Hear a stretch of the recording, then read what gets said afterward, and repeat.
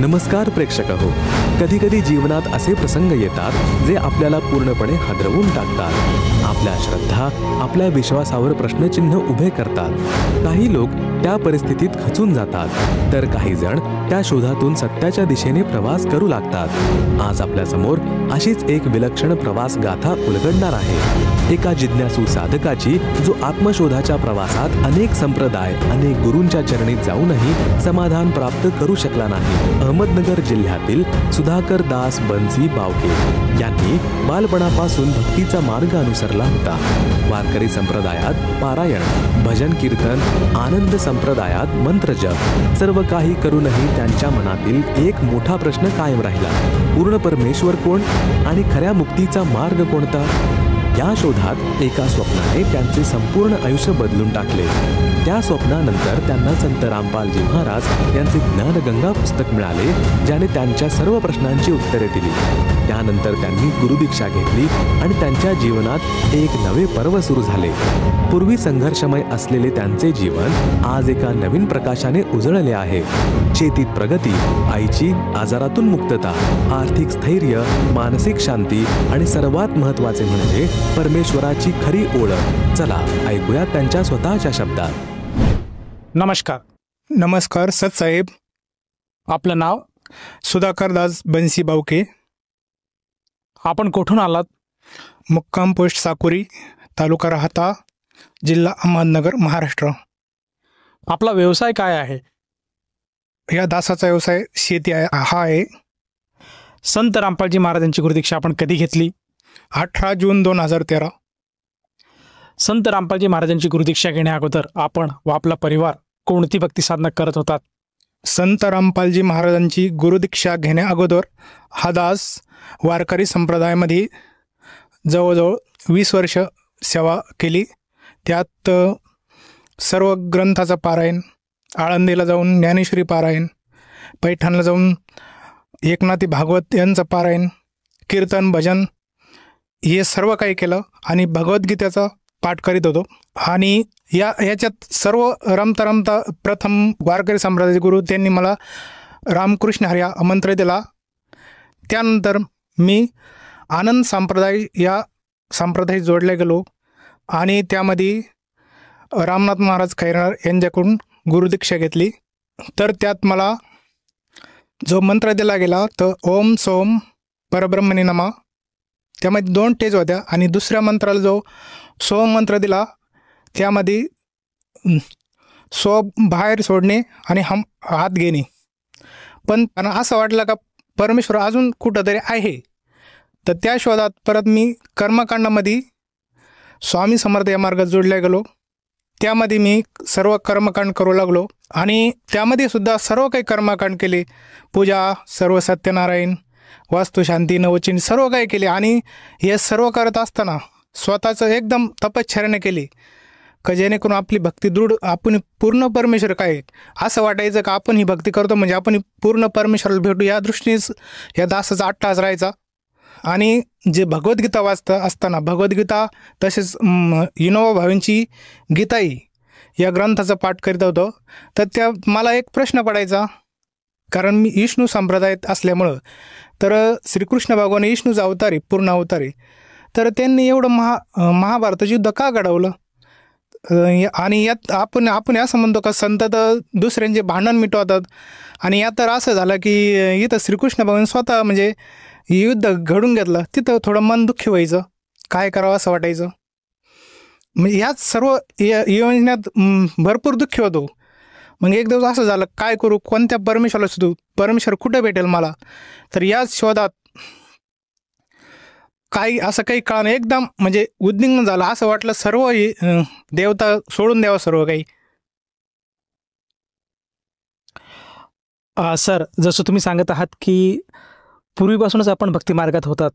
सर्वप्रथम आपण वारकरी संप्रदायाची जी भक्ती साधना आहे ती करत होतात. त्यानंतर आपण आनंद संप्रदायाचे जे रामनाथ महाराज आहे, रामनाथ महाराज खैरनार यांच्याकडनं सुद्धा गुरुउपदेश घेतला होता आणि त्यांनी जो आपल्याला जो गुरुमंत्र दिला त्या गुरुमंत्राचा सुद्धा आपण जाप करत होतात. मग आपल्याला संत रामपालजी महाराजांचा जो मार्ग आहे हा कसा काय कळाला? त्या भक्तीकडे आपण कसे काय वळालात?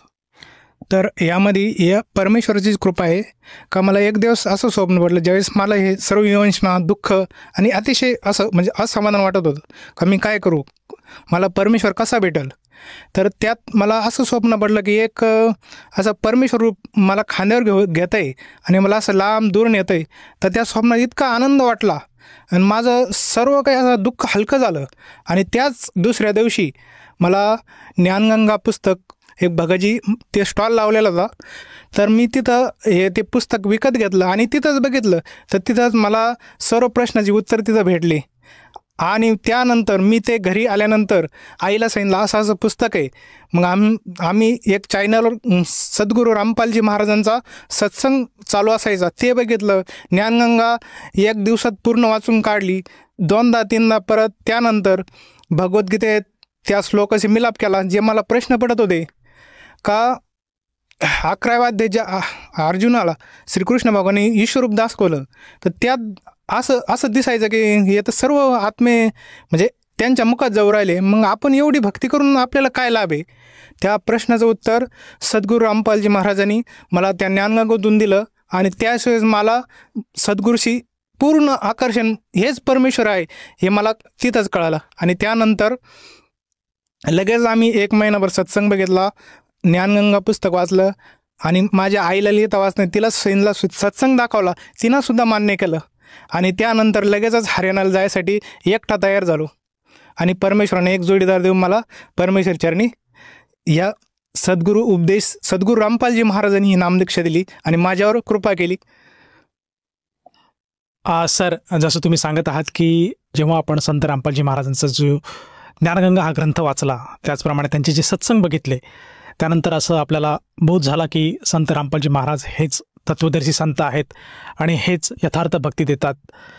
तर त्या अनुषंगाने आपण त्यांच्या आश्रमात जाऊन संत रामपालजी महाराजांची गुरुदीक्षासुद्धा घेतली. तर मला असं विचारायचं आहे की जेव्हा आपण संत रामपालजी महाराजांचा मार्ग स्वीकारला आणि त्यांच्या भक्तिमार्गावर आपण चाललात, त्यानंतर आपल्याला व आपल्या परिवाराला काय काय लाभ प्राप्त झालेत? सर, ज्यावेळेस मी नामदीक्षा घेण्यासाठी गेलो होतो, तर त्यावेळेस आमचा शेती हा व्यवसाय आहे. तर त्या शेतीमध्ये काहीच नव्हतं. पण तिथून आल्यानंतर नामदीक्षा घेतल्यानंतर ती शेती हळूहळू भरभराटीस येऊ लागली. आणि जिथं आम्हाला पैशाची गरज पडायची तिथंच आमचे सद्गुरू रामपालजी महाराज आम्हाला ती पूर्ण पूर्तता करायची. असं शेतीतून असे अनेक अनुभव. आणि हे तर झाले शेतीचे, पण आमची आई का तिला जवळजवळ बरेच 15-20 वर्षापासून मणक्याचा त्रास होता. दोन्ही हाताला मुंग्या यायच्या, डोक्याला मुंग्या यायच्या, रात्र झोप नाही. आणि 32 वर्षापासून जे मिसरी लावत्या म्हणजे तंबाखू बोलतो आपण त्यांना, तर ते मिसरी लावण्याचं व्यसन होतं, ते काही केल्या सुटत नव्हतं. पण ज्यावेळेस आईने हा सत्संग बघितला, आईला मी समजून सांगितले असं ज्ञान आहे, आईनेसुद्धा मानेल खरंच हा खरा परमेश्वर आहे. आणि आईला घेऊनसुद्धा मी सद्गुरू रामपालजी महाराज यांच्याकडे जाऊन नामदीक्षा दिली. तर त्यानंतर हे जे आईला मणक्याचा त्रास होता, रात्र झोप येत नव्हती, तर ती सगळी मणक्याचा त्रास गेला आणि सर्व काही मणक्याचा त्रास गेला, हाताच्या मुंग्या गेला आणि आईला भरपूर व्यवस्थित झोप येते आणि माझ्याबरोबर शेतीचं काम सर्व काही करते. हा लाभ परमेश्वराने दिला. तसंच जे 2 मुलं आहे त्यांनासुद्धा ही नामदीक्षा दिलेली आहे. कारण ज्यावेळेस सद्गुरू रामपालजी महाराजांचं खरं ज्ञान मला कळलं, त्यावेळेस तर माझ्या जन्माचं खरं सार्थक झालं.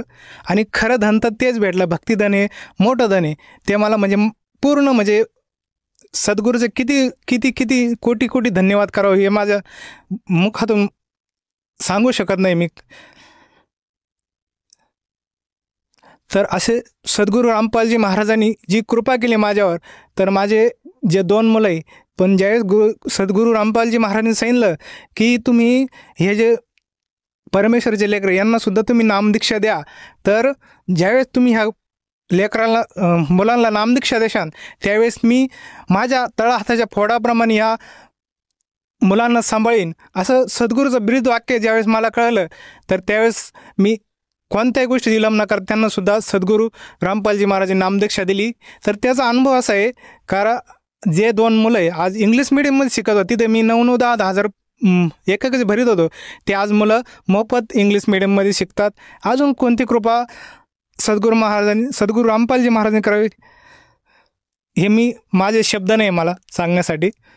तसंच आमचा शेतीचा व्यवसाय आहे आणि त्यात आमचा भाजीपाल्याचा व्यवसाय असतो. तर आम्ही भाजीपाला निघालं म्हणजे हा बाजार, त्या गावचा बाजार, तसंच एक बाजार आहे कोपरगाव ठिकाणी, तिथं गेलो असता आणि आई माझ्याबरोबर असायची. आम्ही सर्व भाजीपाला विकला आणि येताना तर एका ठिकाणी अशी स्पीड ब्रेकर होतं, त्यांना अंधार असल्यामुळे ते दिसलं नाही. तर मी गाडी चालवलं होतो, आई त्या गाडीहून जवळजवळ 10 फूटवरती अशी उडली आणि खाली पडली. पण परमेश्वरची अशी कृपा, आईला थोडंसुद्धा किंचित फक्त काहीच नाही, म्हणजे काहीच नाही झालं. तर सद्गुरू रामपालजी महाराज क्षणोक्षणी आमची काळजी घेतात आणि तेच पूर्ण परमशीर आणि खरा परमेश्वर तोच आहे. सर, जसं तुम्ही सांगत आहात की जेव्हापासून आपण संत रामपालजी महाराजांची नामदीक्षा घेतली त्यानंतर आपल्याला बरेचसे अनुभव आलेत आणि त्या अनुभवातून हे सिद्ध होतं आहे की आपल्याला वेळोवेळी संत रामपालजी महाराजांनी संकटातून बाहेर काढलं आहेत.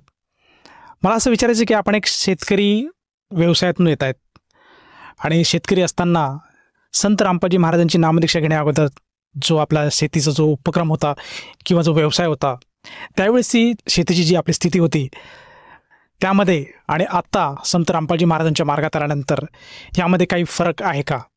भरपूर काही फरक आहे आणि जिथं उत्पन्न कधी भेटत नव्हतं ते आता भरपूर उत्पन्न भेटतं आणि अजूनही त्या शेतीमध्ये परमेश्वराच्या कृपाने असं पुढचं नियोजन झालं का शेती मी ती आधुनिक करू राहिलो आणि त्याच्यामुळं परमेश्वर सर्व काही माझ्याकडून भक्ती करून घेणार सर्व काही. आणि मला परमेश्वर पूर्ण विश्वास आहे का पूर्ण लाभ परमेश्वराने दिलेला आहे. सर, जसं तुम्ही सांगत आहात की आज संत रामपालजी महाराजांच्या दयेने आपण व आपला परिवार पूर्णपणे सद्भक्तीला लागला आहात आणि पूर्ण कुटुंब आज सद्भक्ती करत आहात. या सद्भक्तीमुळे आपल्याला व आपल्या परिवाराला बरेचसे लाभ प्राप्त होत आहेत. तर ह्या अनुषंगाने आपण आपले जे मित्रपरिवार आहे, आपला जो आप्तेष्ट परिवार आहे, जे नातलग आपले आहेत आणि जो आज आपल्या टी व्ही चॅनल माध्यमातून जो श्रोतावर्ग आज आपल्याला बघत आहेत त्या सर्वांना आपण काय संदेश द्याल? ह्या दासाची एवढीच प्रार्थना आहे की जो भक्तिमार्ग आहे, जो सद्गुरू संत रामपालजी महाराजांनी या जगाला दिला आहे त्याचं सर्वांनी अनुकरण करावं. या भक्तिमार्गात सर्व सुख, पूर्ण मोक्ष आणि खरा आनंद भक्तीचा ह्याच मार्गात आहे आणि हे शास्त्र प्रमाणित ज्ञान आहे आणि तुम्ही सर्व प्रमाण बघून मग या आणि या भक्ती धनाचा लाभ घ्या. हेच या दासाचं विनंती आहे.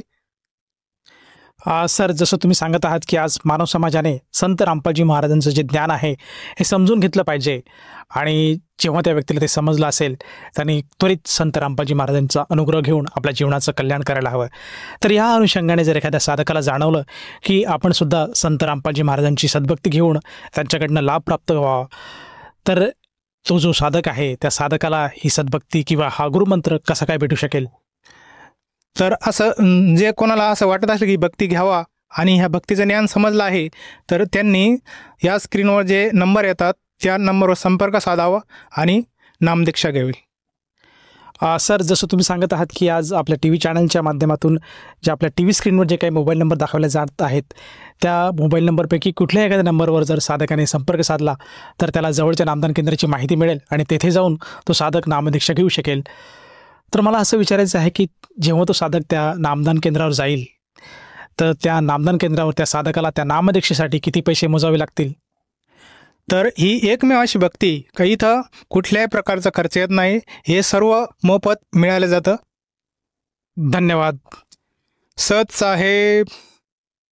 संपूर्ण विश्वामध्ये 500 पेक्षा जास्त नामदीक्षा केंद्र आहेत जिथे निशुल्क नामदीक्षा दिली जाते.